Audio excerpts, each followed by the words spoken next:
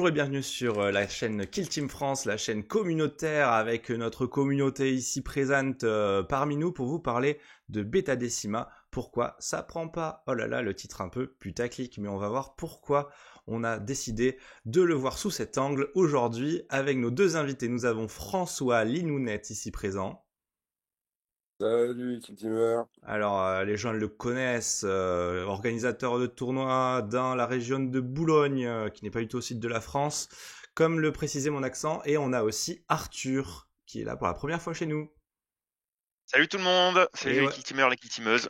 et Arthur qui fait partie de la communauté parisiano-parisienne, particulièrement au French Wargame Café, où tu organises avec Dino et Cédric les tournois mensuels. Ça déjà, c'est trop cool, au French Wargame Café. Ouais, tout à fait. Exactement. Et vous deux, dans vos communautés, vous avez pu avoir l'occasion de tester Beta Decima. Alors que moi, à Lyon, pas du tout. Ouh là là, j'ai un chat dans la gorge et je vous laisse dire ce qui se passe de pourquoi Beta Decima. Qu'est-ce que c'est déjà, tout court? Je te Alors, propose c'est- de commencer François, du coup. Oui, bien sûr. Hmm. Donc, c'est le nouveau terrain de la saison en cours.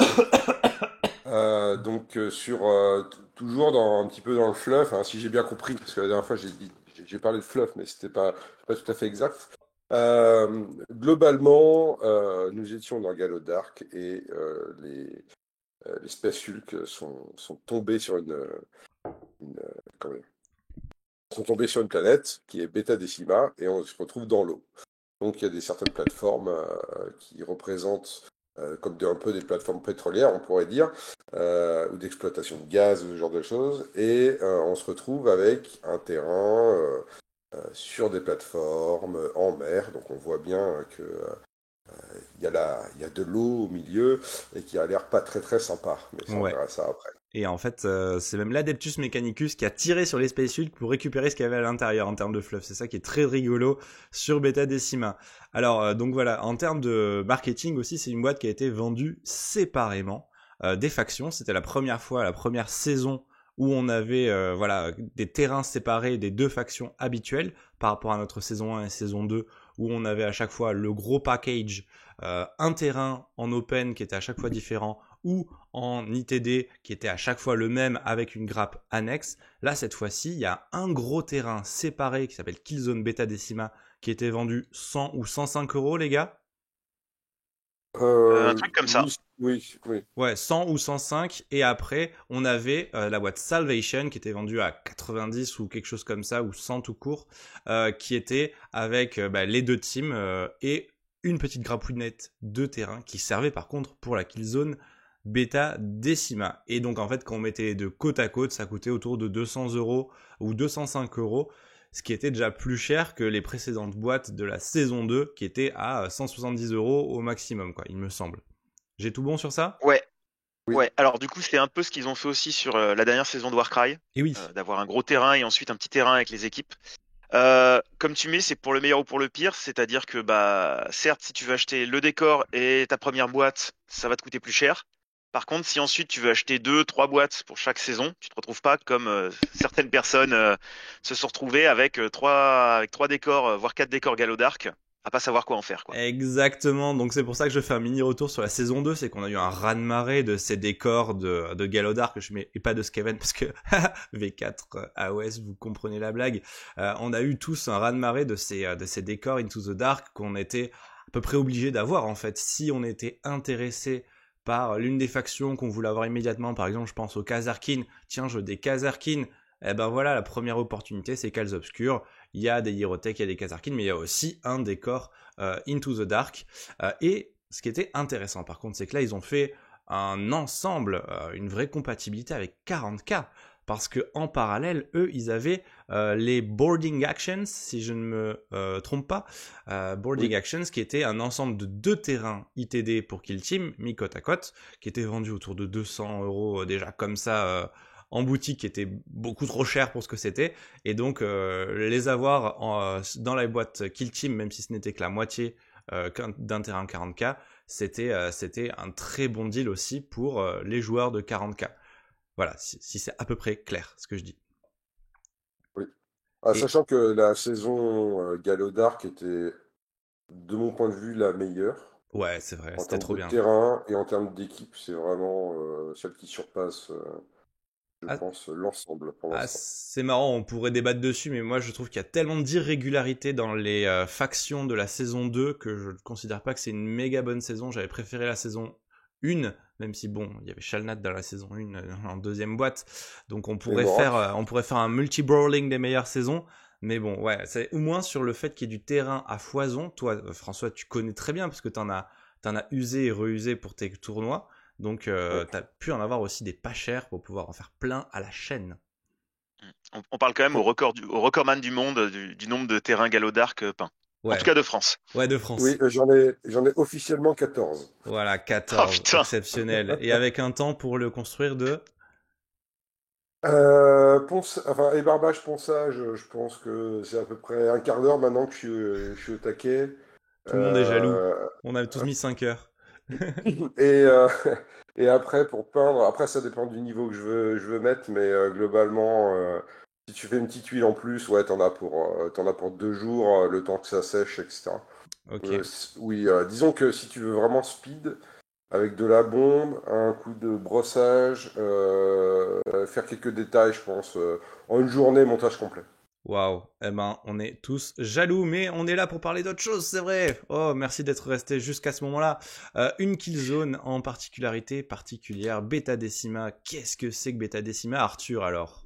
En termes Ouais, de alors du coup, gameplay. pour un peu définir Beta Decima, il y a deux particularités par rapport à de l'open classique.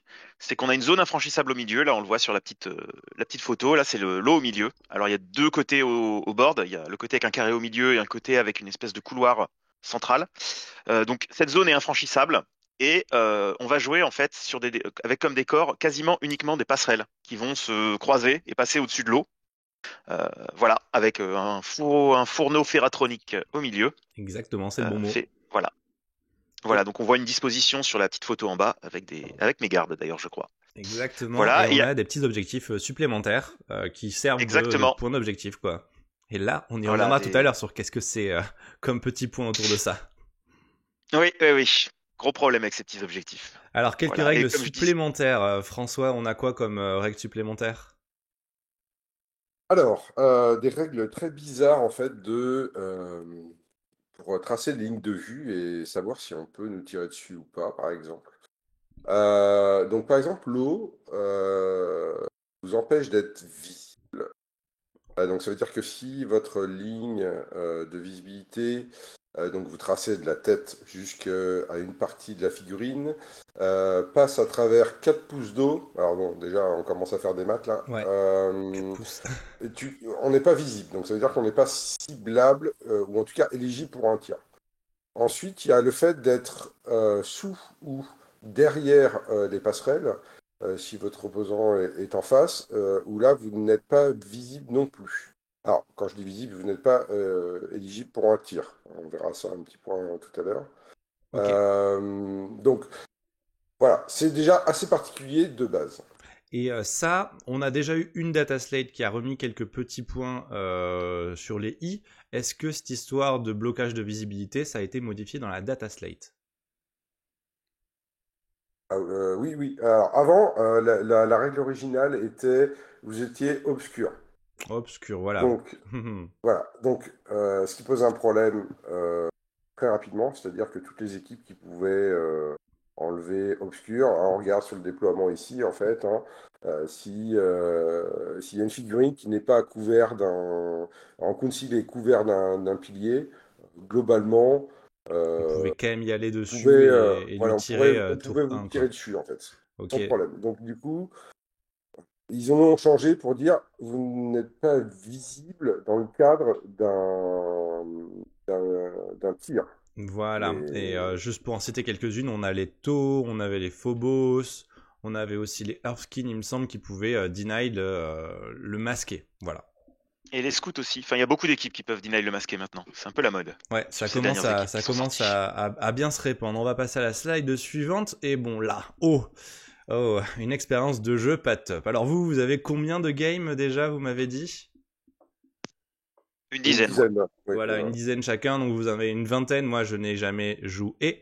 Mais Vous avez fait un petit listing aussi. D'ailleurs, cette vidéo est aussi un petit peu tirée de la vidéo de Can You Roll a Crit, John Reese, qu'on salue ici bas.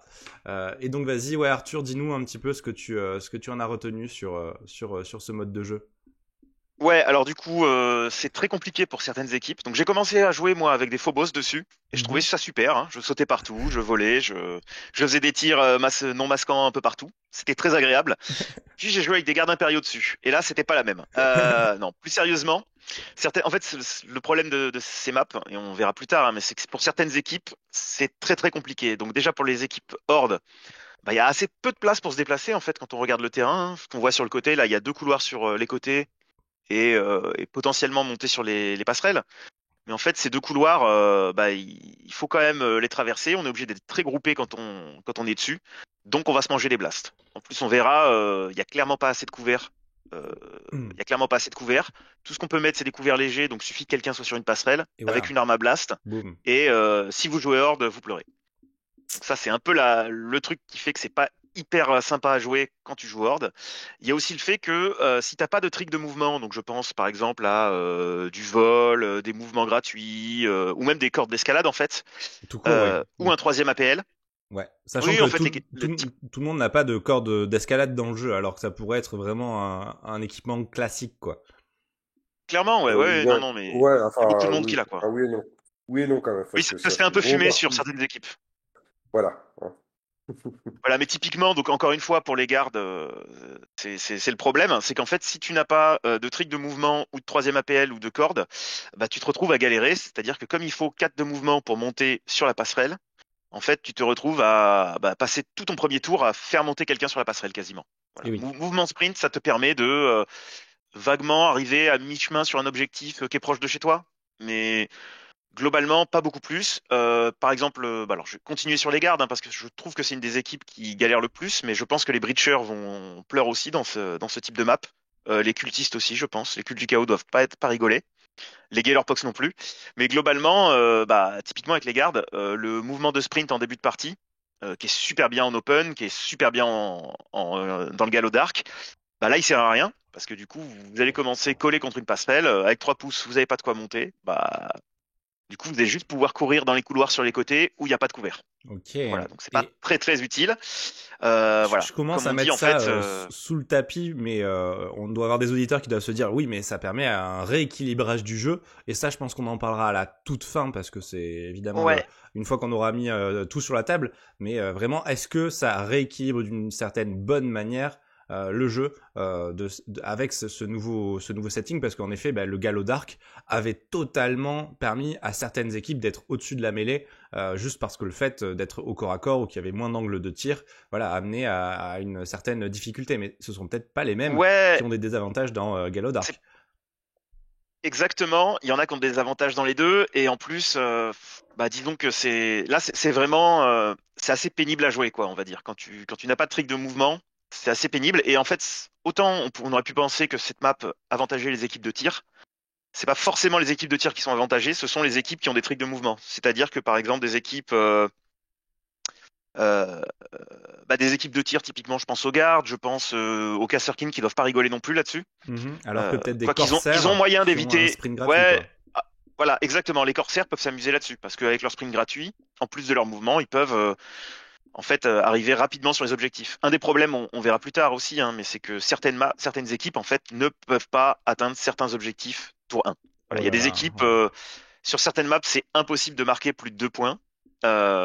Et c'est d'autres équipes ou d'autres maps où si on veut marquer son 3e point, il faut vraiment le préparer en ayant quelqu'un qui a fait le sprint pré-mouvement, à qui on va donner le plus d'un APL, tout Ça en laissant commence à à faire beaucoup, l'adversaire ouais. 40 opportunités de te contrer, quoi. Ouais, ok, Voilà, je vois. certaines équipes sont vraiment embêtées. Et comme du coup on disait, en fait, ça crée un gros déséquilibre. Il y a certaines équipes qui vont vraiment kiffer jouer là-dessus. Je disais les Phobos, les Corsaires doivent pas trop mal se débrouiller là-dessus, en effet. Les Mandrakes doivent s'amuser aussi. Eh oui, François Toutes les pourra équipes nous parler mobiles des vont s'amuser, Mandrakes. en fait. Mm. Les équipes mobiles vont beaucoup s'amuser.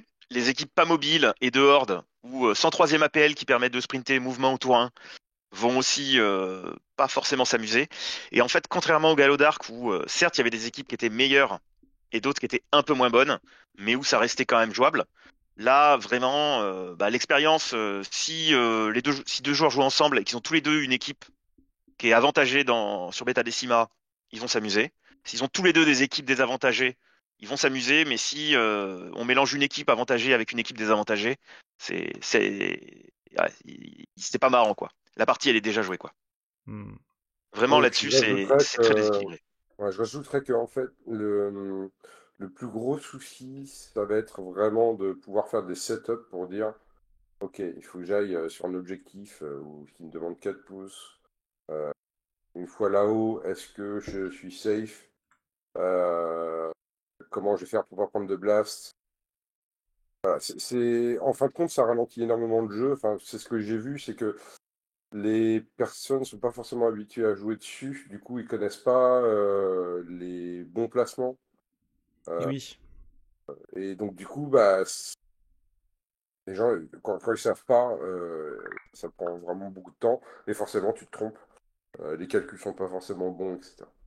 Et oui, Ouais, c'est un cercle vicieux en fait. Comme Ouais. c'est pas agréable à jouer et que du coup c'est peu sorti, enfin on verra après pourquoi, hein, mais c'est de moins en moins sorti, les gens sont moins en moins habitués, donc ils aiment de moins en moins, ils ont de moins en moins les réflexes, et c'est un cercle vicieux avec ces killzones. Ah, ok, on va passer à la partie suivante, mais à un moment aussi, je vais aussi Ouais, dire d'autres échos de la communauté que j'ai entendus. Évidemment, ne vous pressez ouais, pas dans les il y a commentaires à dire que tout va mal. C'est un peu le choix éditorial de cette vidéo-là, mais vous inquiétez pas, on va dire d'autres choses dessus.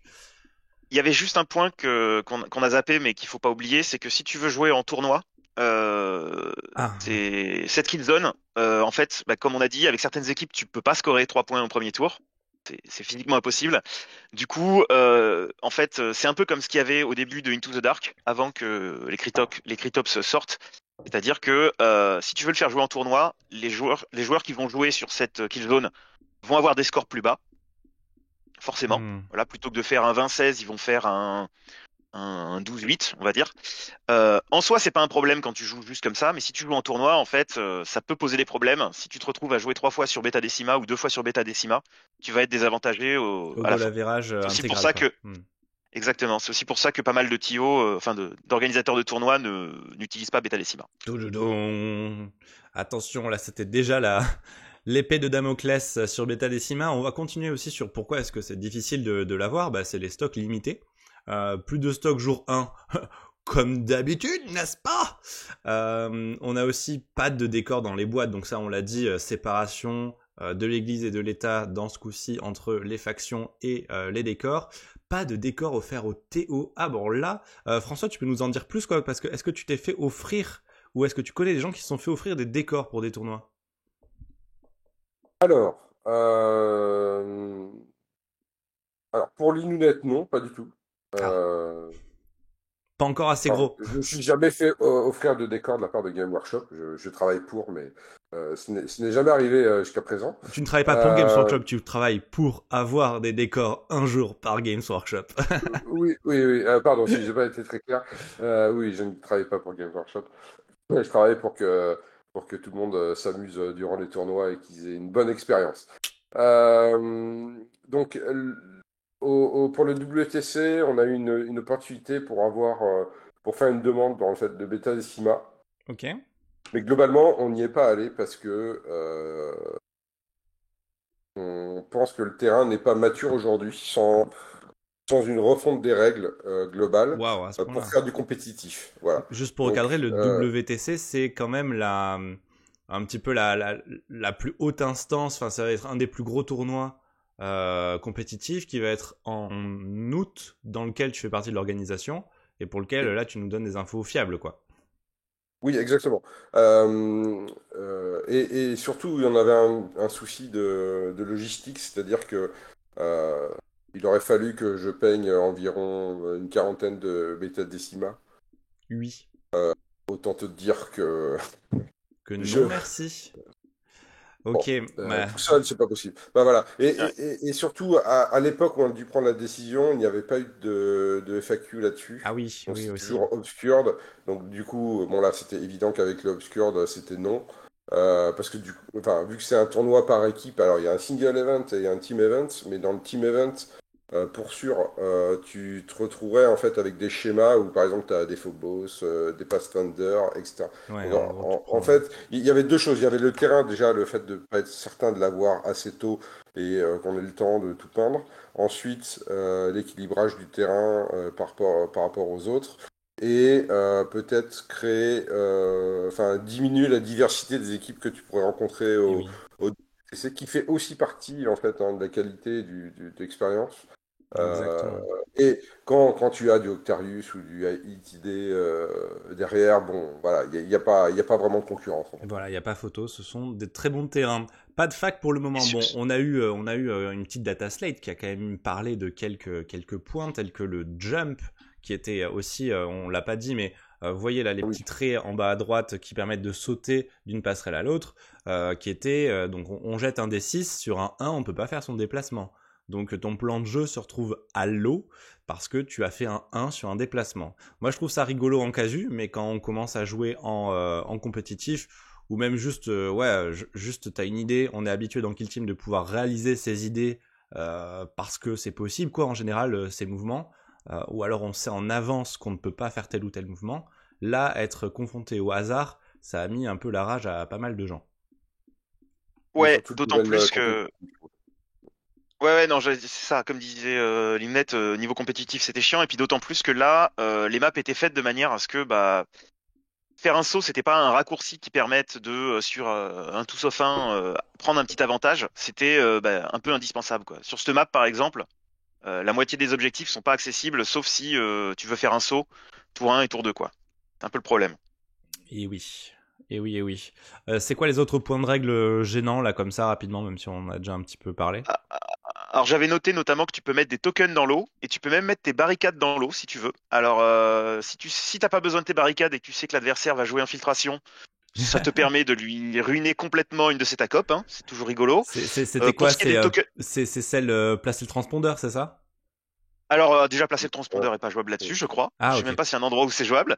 Mais non, il y en a une où il faut contrôler les barricades adverses. Ah oui. Bah très bien, tu mets tes barricades dans l'eau et bonne chance. Bonne chance pour l'adversaire. Tu peux aussi t'amuser à mettre des tokens dans l'eau, hein. Il y a différentes équipes qui ont des tacopes où l'adversaire place un pion qu'il faut aller récupérer. Je pense au William Blade, je pense au Phobos. Bah, il suffit de le mettre dans l'eau, hein, comme ça c'est bon. Tu viens de ruiner 2 points à l'adversaire sans Un trop de plan problème. qui vient de tomber à l'eau. Voilà. Qu'est-ce qu'on peut avoir aussi oh, bon, il y a pas mal de petits trucs à droite à gauche, notamment avec les objectifs. Là, c'est ce qu'on a mis là, les petits objectifs promontoires, qui sont à la fois des objectifs et des promontoires. Bon, il y a toujours la question de combien ça coûte de monter, combien ça coûte de descendre et combien ça coûte de traverser, parce qu'ils sont aussi traversables. C'est les seuls promontoires traversables du jeu. Donc la question, par exemple, est-ce que c'est pour passer d'un côté à l'autre, ça coûte 2 parce que c'est traversable?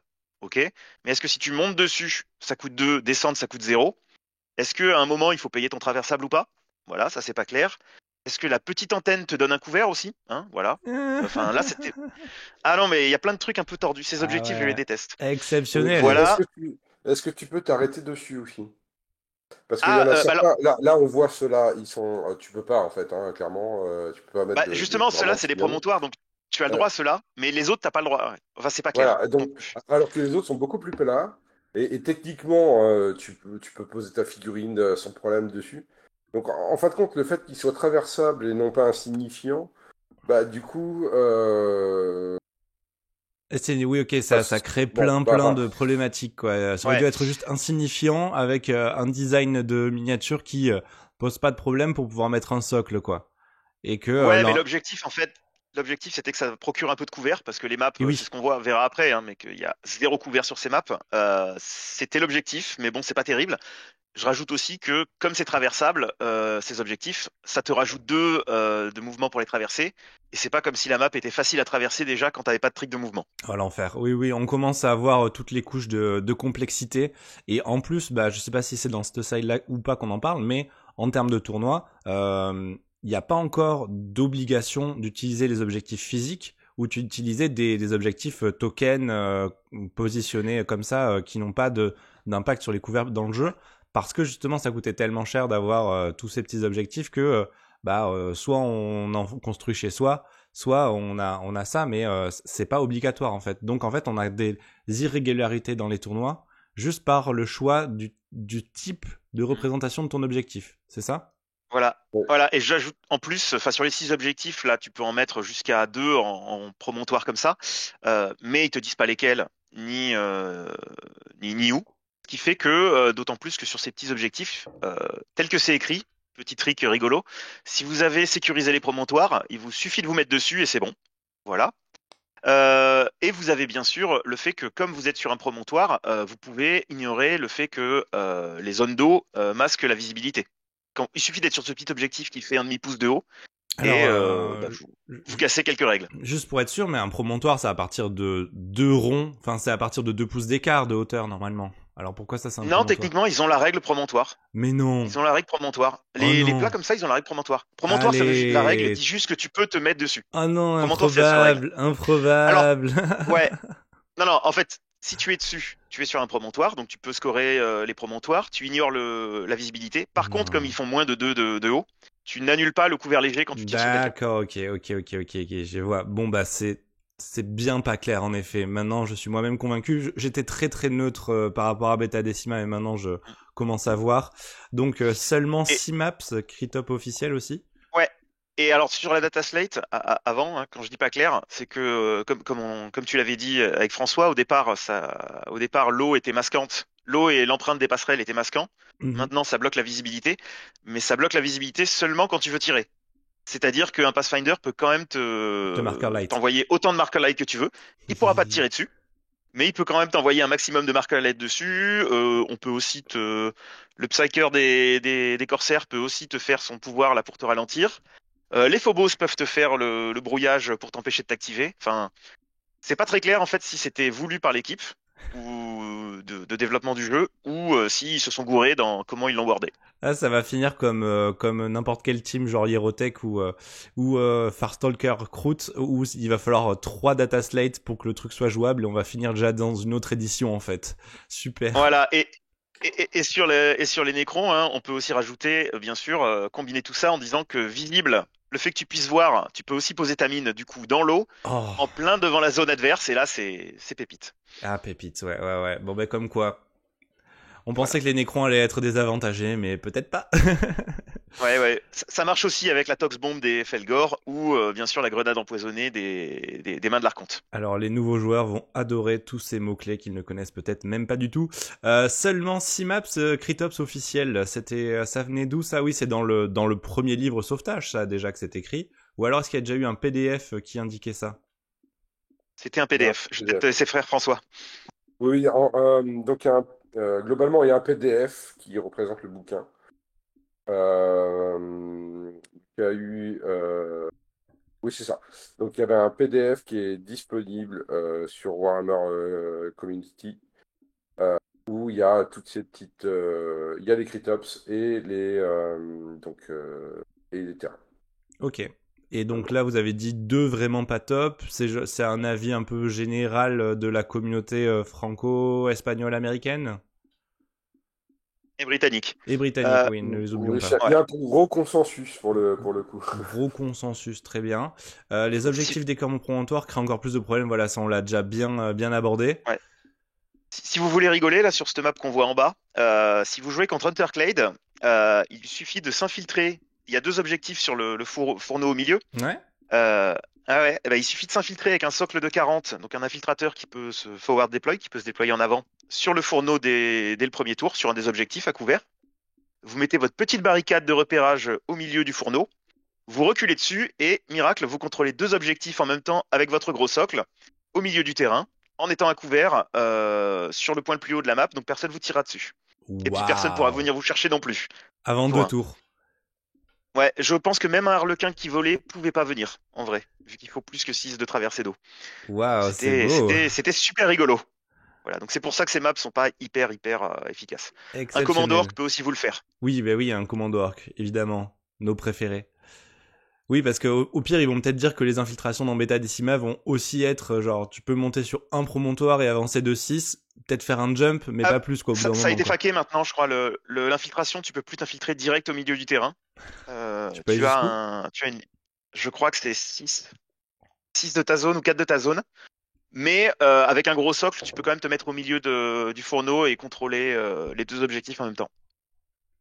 Voire même un socle de Cryptek technomancien de 50 pour être encore plus abusif. Ah bah là votre Cryptep qui vole au milieu et il contrôle les deux objectifs sur contrôle, vous rigolez. Magnifique. Sur la mission C, c'est super.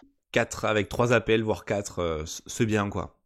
Très bien, alors comment l'améliorer maintenant qu'on a un petit peu tapé dessus en toute joyeuseté? Oui, parce que c'est vrai que là je le vois en direct là, mais c'est vrai qu'il y avait les objectifs de la boîte Beta Decima, mais il y avait aussi les objectifs de la boîte Salvation en fait, qui étaient des un peu plus gros objectifs avec du lourd un petit peu. Et là on le voit en droite sur le pack de map Cyrac, où lui il propose d'utiliser ces objectifs de Salvation. Et c'est aussi pour ça que c'est la galère, c'est parce que t'étais pas obligé d'avoir Il Salvation. faut les deux boîtes. Il faut les deux boîtes. Exactement. Là. On revient encore à notre principe du début. Super. Ah, il y a quelque chose qui est, je pense, est très bien dans Beta Decima, c'est toute la partie narrative. Euh, je pense qu'on peut vraiment faire des bons scénars dessus. Les éléments de narratif, notamment le dernier et celui qui va sortir. Je rappelle, la boîte Nightlord Mandrake, c'est un Cauchemar. gros terrain à peu près gros. Oui, Cauchemar, pardon. Qui est assez gros, un petit peu plus petit que le Morok, mais du coup, tu peux enlever une grosse partie d'eau. Mm. Et après, il y a le genre de gros générateurs à plasma là, qui vont sortir sur la prochaine boîte. Il me semble vraiment déjà beau, voilà, parce que c'est important. Et qui va permettre peut-être de casser un petit peu certains mécaniques ou faiblesses qu'il y a. Donc peut-être qu'au final, on aura quasiment plus d'eau sur les maps à force de mettre des décors. Et peut-être remplacer des passerelles par autre chose. Ouais, Bon, moi je pense Réglerait qu'un la des gros problème problèmes, de visibilité, tout un, ça. un des gros problèmes de cette map, c'est que dans la boîte de base, on n'a pas assez, soit pas assez de passerelles, soit pas assez de petits décors légers, de scatter terrain, comme on dit, de tonneaux, de caisses à mettre un peu partout. Ah oui, oui. Là, tu parles de la Ou map tout de Cyrac simplement, où il met des passerelles B partout, là? Ou tu parles d'autre chose? Non, non, je parle en général sur Beta Decima, je trouve que faire des maps un peu équilibrées et sympas à jouer pour tout le monde, il aurait fallu soit plus de passerelles, faire un deuxième niveau de passerelle par exemple, Ouh. soit un peu de décor léger pour ajouter sur le sol et sur les passerelles. Mhm. Là, c'est ce que fait John Reese de Conure le Crit, là, de mettre des décors narratifs pour créer du couvert. Par Du contre, couvert lourd, important. je lis, voilà, lourd en bas et léger en haut, parce que si t'es lourd en haut, bah là, t'es vraiment clairement impossible à déloger, et lourd en bas pour pas trop te faire tirer dessus depuis les plateformes, quoi. Ouais, c'est le problème des couloirs sur les côtés. Mhm. En fait, c'était ce que je disais au début avec les hordes, hein, c'est que t'as des couloirs, faut passer en étant paquet dessus, Mhm. mais il suffit que l'adversaire monte sur une petite passerelle sur le côté. Il a un angle de tir sans aucun problème sur tout le monde et il peut tirer tout le monde depuis une passerelle. Très bien. Éviter les objectifs sur les promontoires, waouh, c'est quand même le principe du jeu. Ouais, c'est un peu le problème, mais en fait, toutes les équipes peuvent pas jouer sur les promontoires. Enfin, certaines équipes vont avoir plus de mal à monter sur les promontoires que d'autres. Et les objectifs sur les promontoires, notamment quand ils sont au centre, ils sont très difficiles à aller chercher. Enfin, ça demande beaucoup de mouvement. Et par exemple, là, si on regarde sur cette map, l'objectif sur le fourreau, l'objectif là au milieu toute pile au milieu, sur le fourreau ferratronique là, si t'as pas 3 APL ou un forward deploy ou un truc comme ça, tu pourras pas le chercher. C'est sûr à 100%. Et ouais. Limiter les Donc objectifs non voilà, atteignables de TP1, ouais, voilà, c'est ça, c'est ce que tu viens de dire aussi. ça revient à la même chose. Là, imaginez cette map-là, typiquement, si vous jouez Breacher, Vedguard ou Gellerpox ou une équipe qui a pas forcément de trick de mouvement, bah, vous pouvez choper l'objectif du bas dans le couloir. Bon, après, vous êtes dans la pampa, mais bon, ça, c'est votre problème. Celui du milieu, les deux du milieu, sur les passerelles du milieu, bah, c'est compliqué. Je pense que peut-être en faisant Le un repérage Ouais, le repérage d'infiltration, avec ça le peut le vol, faire. ça se fait quand même. Repérage avec le vol, Ça se fait, puis mais le alors, saut. tu peux en faire qu'un seul. Donc, soit tu récupères ceux sur les passerelles, soit tu récupères celui qui est en haut au milieu. Mhm. Et ensuite, celui sur le fourreau ferratronique, c'est pas la peine. Ouais. Après, Donc, eux, ils ont voilà. le. Avec ton repérage, Ouais. ouais. Bah, Avec ton repérage, tu peux en avoir deux. tu peux Voilà. avoir des Maximum slides, deux. tu peux avoir des trucs au sol, quoi, des sprints au sol, ou ne serait-ce que les Gellerpox qui ont le vrombissement qui leur permet d'avancer vers un objectif tous Ouais, ensemble, mais quoi. celui-là, c'est que sur ceux du centre, quoi. Ça veut dire qu'il y en aura quand même deux que tu pourras jamais choper, quoi. Mm. Celui sur la passerelle, les deux passerelles au milieu, tu les auras jamais. Comme ça. Il faudra 4 de mouvement en plus, donc même avec ton sprint, tu n'y arriveras pas. Il suffit que tu Galère, sois en galère. loot ou en sécure, tu n'y arriveras pas. Eh C'est bien. un peu le problème en fait, c'est que les objectifs sont pas hyper pratiques. Alors, dans les propositions de modification de règles, rendre les passerelles escaladables. Donc, que ça coûte que 2 au lieu de 4, en fait. Pouce. Ouais, exactement. Alors ça, c'était un peu l'idée de François, je vais te laisser. Mais c'est une très bonne idée. Alors, le truc, c'est qu'effectivement, le gros problème, c'est l'accès, en fait, TP1, de faire au moins 3 objectifs. Parce que si on regarde le scoring, hein, globalement, si tu fais 3 points d'exhaustif sur 4 tours, tu as tes 12 points. Si tu as COPS, bon, tu es à 18 points, ce qui est plutôt un bon score. Donc, si tu pars sur une stratégie de dire, voilà, je garde mes 3 points parce qu'on est sur le bêta décima et que c'est un peu compliqué d'avancer, j'essaie de garder mes 3 points. Donc, si déjà, à la base, on ne peut pas aller frapper un de tes objectifs qui est chez toi, T1, ça pose déjà un problème, parce que tu as forcément un différentiel de points dès le départ. Et, et donc, après, avancer c'est assez compliqué, en général, sur bêta décima. Pardon, Hugo m'a refilé son chat. Donc, effectivement, si on a regardé avec quelques joueurs, voir si 2 pour monter était quelque chose d'intéressant, parce que je rappelle que de monter d'une plateforme au pharaonique, ça coûte 2. Donc si on était déjà là à monter à 4 sur une distance qui est la même, ça permettait d'être assez équilibré. Donc là, si on montait de 2, on pouvait remonter de 4, voire dasher. Du coup, tu avais 3 pouces de plus. Ça te permettait de prendre quasiment tous les objectifs de ton côté, sans que ce soit très impactant. Voilà. Ce qui permettait déjà, pour les hordes, de pouvoir se dégager facilement au final, de passer d'un état tout paquet derrière des piliers à, en fait, je peux me mettre à droite à gauche en une passerelle, parce que je rappelle que les barricades, on peut les mettre sur des passerelles. Je peux me mettre sur une passerelle, donc déjà, je m'affranchis des risques de promontoire, hein. Si je mets mes barricades en bas, dès que quelqu'un monte, il peut me tirer dessus, même si je suis en continu. Donc voilà, l'idée c'était que 2, ça permettait d'avoir une certaine mobilité et c'était aussi utile pour les cordes, du coup, et pour tous ceux qui pouvaient ignorer les deux Les de deux base. initiaux, ça reviendra à 0 en fait pour monter.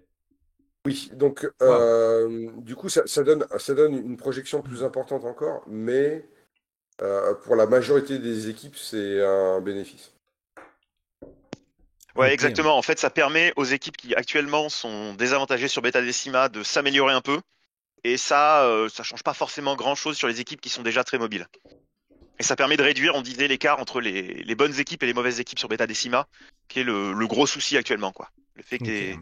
t'aies vraiment une différence énorme entre les deux types d'équipes. Et c'est pas une règle très difficile à sortir dans une data slate, au moins ça se fait, on l'a déjà vu une fois ou deux, de pouvoir changer le mot-clé des décors, ça se fait quoi. Oui, c'est Ah très oui, et simple. puis en plus, toutes les règles sont en PDF, donc c'est hyper simple. Yes. Vous avez aussi parlé d'intégrer des règles narratives comme le droit de nager, qui serait dans la partie narrative de Cauchemar, c'est ça? Ouais, ça c'est ma petite idée auquel je tiens, parce que je pense que ça résoudrait quand même un max de problèmes. C'est le fait dans Cauchemar, il y a des règles narratives qui donnent le droit de nager dans l'eau. Waouh. Et tu J'ai n'es pas pas lu. mauvais dans le narratif, au contraire, et ben c'est même plutôt pas mal. En fait, ça fait que normalement on n'a pas le droit d'avoir son socle dans l'eau. Là, on a le droit, si cette règle est activée. Et une fois qu'on est dans l'eau, on a un couvert léger, automatique. Par contre, on n'a pas le droit de tirer. Et on Logique. peut se déplacer normalement dans l'eau, on peut plonger depuis les passerelles, enfin on peut un peu faire tout ce qu'on veut. Ça, le truc qui est pas mal, c'est que ça permettrait, si on l'activait, déjà ça permettrait d'avoir moins à se paquer. C'est-à-dire que là, Oui. actuellement, typiquement sur cette map, faut passer par les deux petits corridors là qui font 3 pouces de large. Bonne chance quand vous êtes nombreux. Ça permettrait du coup de faire passer certaines personnes par l'eau, ce qui est pas mal, hein. On pourrait imaginer les gens qui nagent jusqu'au pied de la passerelle puis qui escaladent, ce qui est plutôt sympa en plus en termes narratifs. Mm. Moi j'ai très envie de En voir même temps, ça m'a... des novitiates comme ça qui sortent... Quoi, pardon? Non, de l'eau. Quoi? suis pas sûr que le maillot de bain fait partie des trucs permis par les Glazerkis, mais bon, ok. En tout cas, voilà, ça permettrait d'avoir quand même beaucoup plus de mouvement, de rajouter du couvert un peu partout. Ça permettrait aussi, c'est bête, hein, mais alors on le voit pas trop sur ce map, mais sur certaines maps où il y a vraiment des couloirs, il y a des passerelles qui sont dans l'eau, juste à côté. Alors une des idées que j'avais à la base, moi, c'était de mettre ces passerelles partiellement sur le terrain, qui permettait d'avoir des petits bouts de décor lourd où on peut planquer une figurine au milieu des couloirs. Mais en fait, si on a le droit de nager, bah, il suffit de passer entre les piliers. Et oui. Et voilà, on peut passer et zigzaguer entre les piliers via l'eau. Et comme ça, avoir du couvert sur les couloirs, avoir un peu plus de place pour se déployer aussi. Et je trouve que c'est une super idée. Ah, Voilà, ça permet. c'est très malin, ouais. Ouais, ça permet aussi typiquement, bah, François en a parlé, tu vois, le fait de rendre les passerelles escaladables, ça permet aux équipes un peu horde de se déployer dès le début. Bah, typiquement, les Vedguard ne pouvaient pas utiliser l'ordre sur la brèche. Ils étaient tous paqués derrière les décors lourds. Là, ça leur permettrait de commencer à nager dans l'eau, quoi. Et là, c'est l'ordre De gagner tous à la piscine. C'est ça. À l'eau. Allez. Trop bien. Bon, Enfin, bah, je merci trouve pour que ces c'est idées. pas mal. Ouais, alors à voir, hein, après en termes d'équilibrage, hein, ça permettrait d'imaginer une horde de Felgor qui sort de l'eau en te chargeant. Donc faudrait voir si Ouais. Et le faudrait pas commando limiter aussi. le droit de charger quand on est dans l'eau, ce genre de choses. Actuellement, on n'a pas le droit de tirer. Mais voilà, on peut imaginer que je pense que ça résolve quand même pas mal des problèmes qu'on a sur Beta Decima, qui consiste à laisser un peu plus de place pour se déployer parce que là, on est très très paquet. Ok. Et ben Voilà. là, Et puis ça résoudrait aussi tous les problèmes de je mets mon token dans l'eau et tu peux rien faire. Là, j'ai mis quelques justes images jolies parce que c'était la slide de fin pour avoir des images in-game parce qu'on avait vu que des images de haut, mais ça a quand même de la gueule comme terrain là. Bien peint, ouais, c'est chouette. Franchement, enfin bon, tous les terrains bien peints, de toute façon, sont chouettes, mais oui, en fait, tu- le... en fin de compte, je pense qu'il y avait un effet économique là-dedans. Donc, du coup, ils ont fait des piliers, des passerelles. Ça va être super simple à faire en termes d'industrie. Mm. Ce qui rend bien, en fait. Mais s'ils avaient été un peu plus pleins, ce serait bien. Ça aurait été bien, en fait. Et Mais bon, ouais. après, les objectifs, hein, tu vois, moi, un truc que je trouve sympa, c'est les objectifs aussi. Le fait qu'ils sont en 3D, je trouve que c'est sympa. Ça fait un peu plus d'immersion qu'un Ah oui, là, c'est sûr un que gros cercle, tu vois. C'est comme dans toutes les pièces narratives hein, de Galo Dark, je trouve que qu'elles sont beaucoup très belles, sont ouais. vraiment très bien faites, notamment celle avec les Erskine, là où il y a le genre de la Les table pods. holographique, là, Ah. toutes les consoles et tout. Mm. Enfin, il y a des choses vraiment très très Ah oui, sympas. les Il y a gens se aussi les arrachaient, quoi. C'est juste que c'est dommage de pas les avoir en match play ou de pouvoir, ouais. Enfin, c'était pour du jeu narratif que tout le monde ne fait pas, because lourdeur du jeu narratif. Mais oui, en effet, c'est beaucoup plus prégnant et beaucoup plus immersif d'aller aller à la caisse de munitions de Cales Obscures plutôt que d'aller sur le point qui ne veut rien dire au milieu de la map.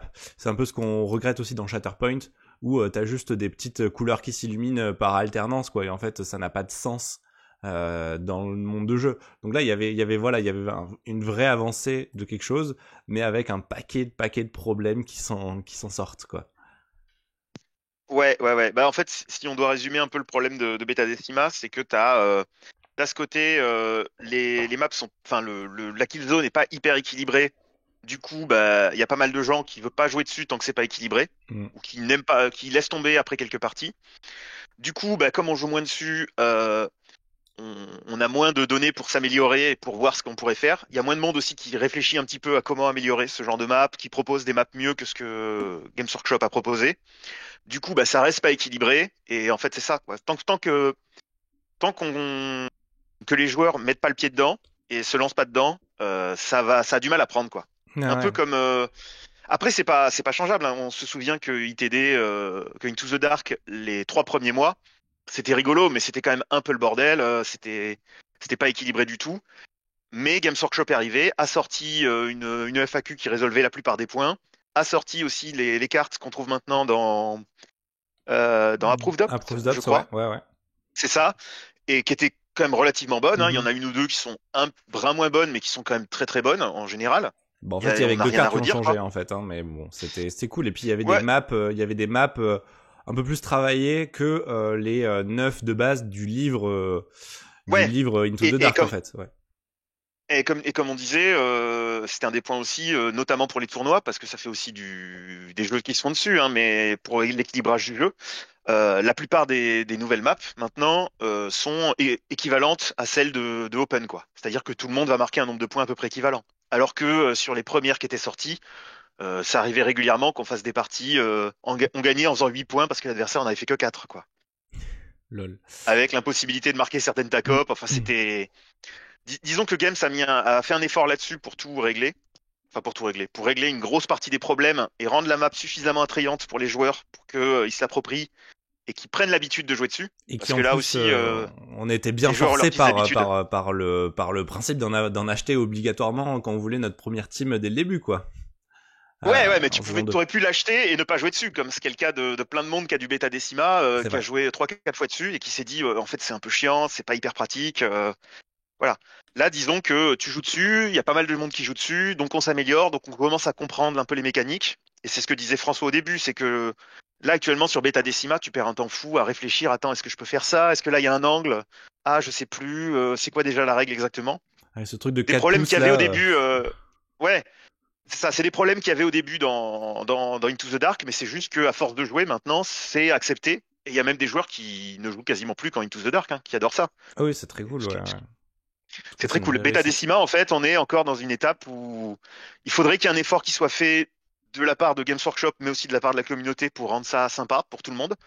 Et j'ai un peu peur que ça ne soit pas le cas, ou que ce soit le cas trop tard, et que Oui, en fait, on passe directement à à la une saison 3 en open ou en équivalent, et que nouvelle euh, édition voilà une nouvelle édition qui est qui est rumorée. prévue en rumeur, Ouais, voilà. exactement, et qu'on n'ait pas le temps en fait de rendre Beta Decima sympa et que ça parte à la poubelle, alors que on le voit sur les photos là, c'est super beau. Quand Mm. tu joues à ça et qu'il y a d'autres joueurs qui ne sont pas de joueurs de Kill Team qui passent à côté, ils vont toujours regarder en disant ah ouais c'est sympa, franchement ça a l'air cool. Donc l'idée est bien, mais voilà, faudrait que Games et la communauté, mais alors après, la communauté a autre chose à faire aussi des fois, hein, mais que vraiment on essaie de résoudre les problèmes là-dessus, parce que là actuellement ça prend pas. Et oui, bon, après je me permets de relayer aussi quelques échos que j'ai eu de copains de Grenoble qui disaient que eux ils avaient beaucoup apprécié déjà la variété que ça a créé, les nouveautés déjà de style de mouvement, de problématiques à rencontrer, et que ça a changé un équilibrage des teams que eux ils avaient. Bon, à Grenoble ils ont beaucoup de corsaires donc ça va, mais ils ont aussi autre chose. Mais voilà, on a encore une fois un rééquilibrage très brutal là dans ce cas-là de ce qui fonctionne et ce qui fonctionne pas. Après voilà, ça c'est le côté positif quand bon il se trouve qu'en méta local, peut-être que t'as des teams qui fonctionnent plutôt bien avec ça. Mais si tu te retrouves avec quelqu'un qui a vraiment une team qui va vraiment pas fonctionner, il va vraiment pas s'amuser quoi, comme tu le dis. Mais bon, Alors, faut quand même dire que ça fait quand même plaisir à certaines personnes de le tester. Et vous, je pense que les premières fois où j'avais joué dessus, ce n'était pas que du mépris et c'était quand même un peu rigolo quand même. ah ouais non mais c'était pas du C'est de la mépris, découverte. même là, Voilà. ouais. Et puis ça reste rigolo à jouer. C'est juste que si tu veux jouer de manière un peu compétitive dessus ou t'amuser à coup sûr, sans savoir ce que l'adversaire va sortir comme équipe, c'est pas le cas actuellement, quoi. Il y a un petit travail encore. Mm. Mais il y a d'autres pays, je crois que c'est en Australie où ils aiment bien Beta Decima. Ils font des tournois 50-50 Open Beta Decima, Waouh. mais ils jouent tous Phobos aussi. Il y a beaucoup de Phobos en Australie, donc non, les Australiens aiment bien Beta Decima visiblement. Mais déjà de base, quand tu regardes leur map Open, ils ont des cartes qui sont très ouvertes au milieu, donc encore plus que les Espagnols. Donc ils aiment bien déjà les méta un peu de tir et voilà, ils ont le méta pour quoi, pour s'amuser sur Beta Decima, j'imagine. C'est rigolo, fallait le Mais, savoir mais ça. non, Moi, non, c'est pas à jeter, hein, Beta Decima. je ne savais pas du tout. Je ne connaissais pas la méta australienne.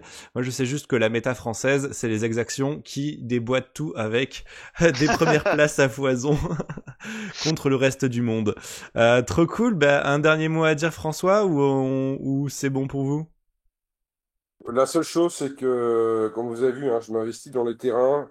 Beta Decima, je vais pas investir. D'ailleurs, j'avais acheté 2 boîtes, j'en ai monté une. Il y en a une à la Ludo qui est dispo. J'ai revendu ma 2e boîte. Voilà. Ah ouais, d'accord. Parce que Donc je c'est. pense que En fait, si tout le monde jouait sur Beta Decima, si tu fais un tournoi full Beta Decima, ça marche. Parce que du coup, tu choisis la team qui va bien pour Hmm. Beta Decima. et t'auras pas un déséquilibre comme tu peux avoir si tu fais de l'Octarius, l'ITD, du Beta Decima. Moi, j'ai vu au tournoi, hein, tout le monde râlait parce qu'ils étaient sur Beta Decima, à Oui, part t'en les avais un personnes. seul, toi. T'en avais un seul Beta Decima au tournoi sur 20 terrains, c'est ça? T'en as mis un seul. Oui, parce que j'aurais pu en mettre deux, mais je pensais que ça allait être.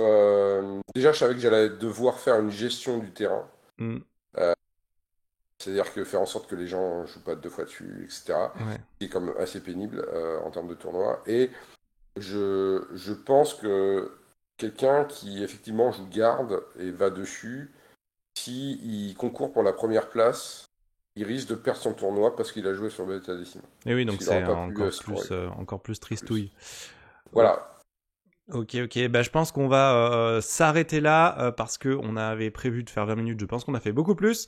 Mais vous voyez, il y avait plein de choses à dire, plein d'équilibrage aussi, plein de teams plus ou moins aussi intéressantes ou pas pour se jouer à ce genre de modèle de jeu. On n'aura pas trop le temps de parler de ça, de qui est le grand gagnant, de qui sont les grands perdants. Mais bon, vous l'avez un petit peu entendu au fur et à mesure de la vidéo. On parle beaucoup de Phobos.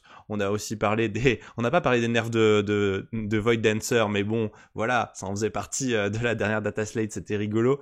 Moi, j'espère qu'il y en aura une prochainement de Data Slate, même si la dernière était en avril, je crois. Moi, je la veux très bientôt, quand même, parce que je pense qu'il manque encore des choses là-dedans et dans l'équilibre général du jeu. En tout cas, c'était un plaisir de vous avoir tous les deux. Bravo Arthur pour cette première découverte de Kill Team France à l'audio, que tout le monde te rencontre comme ceci. François, comme toujours, fidèle à lui-même.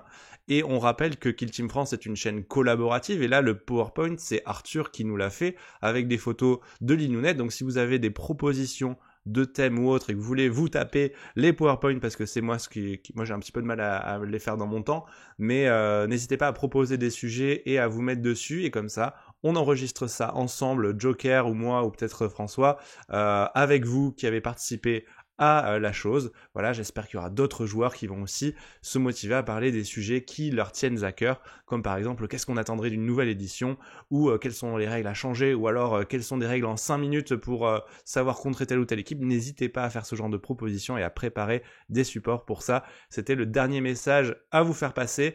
Merci les gars en tout cas, merci Arthur. Merci à Bah, toi. merci à toi. Merci François, et à la prochaine sur Kill Team France. Et n'oubliez pas de lancer des crits.